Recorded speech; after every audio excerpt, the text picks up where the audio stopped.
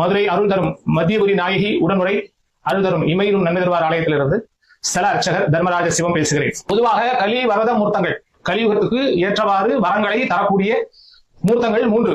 ஒண்ணு பைரவம், இன்னும் சரபம், இன்னொன்னு பிரத்திங்கராதேவின்னு சொல்லக்கூடிய பிரத்திங்கரம். ஏன் கலியுகத்துக்கு இப்படி 3 நிர்ணயம் பண்ணிட்டாங்கன்னா, கலியில பொதுவாகவே ஹிம்சைகள் ஜாஸ்தி, அசுபங்கள் ஜாஸ்தி.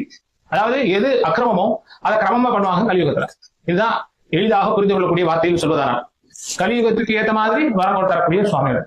அதுல பைரவம் சொல்லக்கூடியது அட்ட பைரவம் சொல்லுவாங்க. 8 வகையான பைரவர்கள். அதுல முதல் பைரவர் கால பைரவர், தி சுப்பீரியர், முதல் கால பைரவர். எல்லா வகையான சிரமங்களையும் நீக்கி ஆபதூதாரணர் அப்படின்னு அவர் பேர்.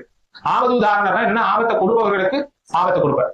இது எப்படி ஆபத்தை கொடுப்பவர்களுக்கு ஆபத்தை கொடுப்பார் பைரவர்? அது எப்படி சுவாமி அதை செய்வார் அப்படின்னா, இந்த கலியுக தர்மம் அப்படி.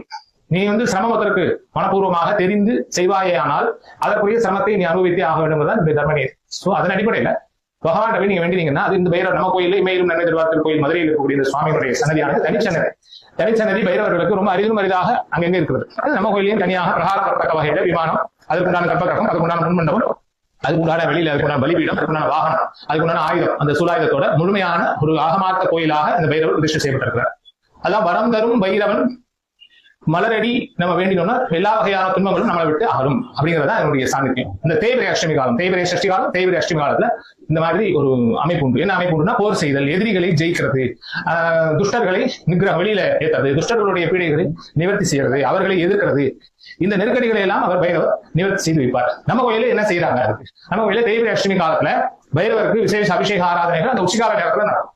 உச்சிகாலங்கிறது காலையில் ஒரு 11-11 மணியில ஒரு 2 மணிக்குள்ளாக இந்த பூஜைகள் எல்லாம் நிறைவு செய்யும். அதுலயும் குறிப்பாக சாமி அபிஷேக அலங்காரம் பண்ணி வடமாலை எல்லாம் சாத்தி அவருக்கு தயிர் சாதம், பானகம் வேலை, சம்பா சாதம் வேலை எல்லாம் படைத்து சுவாமிக்கு தீபாராதனை எல்லாம் காமிச்சு அதுக்கப்புறம் பிரார்த்தனை தேங்காய் நீங்க உடைப்பாங்க. தேங்காய் எடுத்து தரையில உடைச்சு நிவர்த்தி செய்து பிரார்த்தனை எனக்கு நிறைவேறணும் அப்படிங்கிறது. இது ஒரு சைக்காலஜிக்கலான ஒரு இறை உணர்வோடு நம்ம இறைவனை வழிபாடுறதுக்கு உண்டான ஒரு ஊருக்கு பொருள். என்ன ஊர் பொருள்? தேங்காய். இந்த தேங்காயை நம்ம பிரார்த்தனை செய்து என்னுடைய சிரமங்கள் விலக வேண்டும் அப்படின்னு மஞ்சள் பூசி கொடுக்கணும். அங்க அந்த சுவாமி முன்னாடி தீபாராதனை, முதல் அபிஷேக தீபாராதனை முடிஞ்ச பிறகு இந்த தேங்காயை உங்களுடைய சார்பாக உடைச்சுவாங்க. உங்களுடைய சிரமங்கள் எல்லாம் விலகுறது ஐதீகி. இது போக 5 எலுமிச்சம்பழம் கொடுக்கணும். அது வரவங்க எல்லாருக்குமே உங்க சார்பாக பிரசாதமாக யார் கேட்டாலும் அன்னைக்கு அந்த எலுமிச்சம்பழம் அஷ்டமி அன்னைக்கு மட்டும் எல்லாருக்கும் எலுமிச்சம்பழம் பிரசாதமாக சென்றடைக்கும். அது மாதிரி நைவேத்திய பிரசாதங்கள் எல்லாரும் கொடுப்பாங்க. இந்த தேங்காய் சிதறுவதை போல உங்களுடைய சிரமங்கள் எல்லாம் சிதறி ஓடி உங்களை நிம்மதிகரமாக ஆக்கும் என்பதுதான் இதனுடைய ஐதீகம். இது அஷ்டமி காலத்துல தேங்காய் உடைச்சு பிரார்த்தனை பண்ணிக்கிறதும் எலுமிச்சம்பழத்தை குறித்து பிரார்த்தனை பண்ணிக்கிறதும் விசேஷம். அந்த சூலாயுதத்துல மனசுக்குள்ள நல்லா நினைச்சு இந்த காரியம் சரியான்னு சொல்லி சூலத்திலையும் 3 எலுமிச்சம்பழம் அவங்க தனியா கையில கொண்டு அதுல சூலத்துல சாட்டிட்டு வேண்டிக்கிறதும் விசேஷம். நிச்சயமாக அவர்கள் அந்த சிரமங்களிலிருந்து